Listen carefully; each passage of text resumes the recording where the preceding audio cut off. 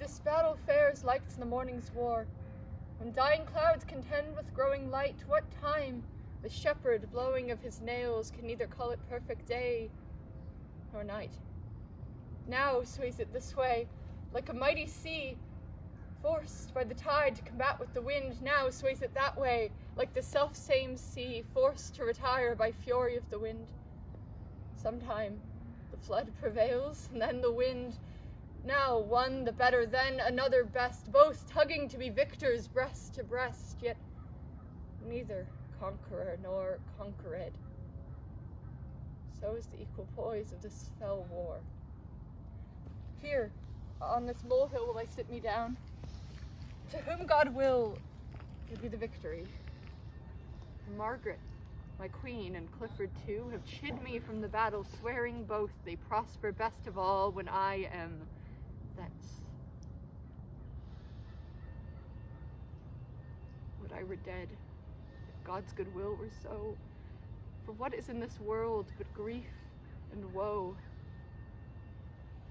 Oh God, methinks it were a happy life, to be no better than a homely swain, to sit upon a hill as I do now, to carve out dials quaintly, point by point, thereby to see the minutes how they run. How many makes the hour full complete? How many hours brings about the day? How many days will finish up the year? How many years a mortal man may live? When this is known, then to divide the times. So many hours must I tend my flock, so many hours must I take my rest, so many hours must I contemplate, so many hours must I sport myself. So many days my youths have been with young, so many weeks ere the poor fools will e'en, so many years ere I shall shear the fleece, so minutes, hours, days, months, and years passed over unto the end they were created would bring white hairs into a quiet grave.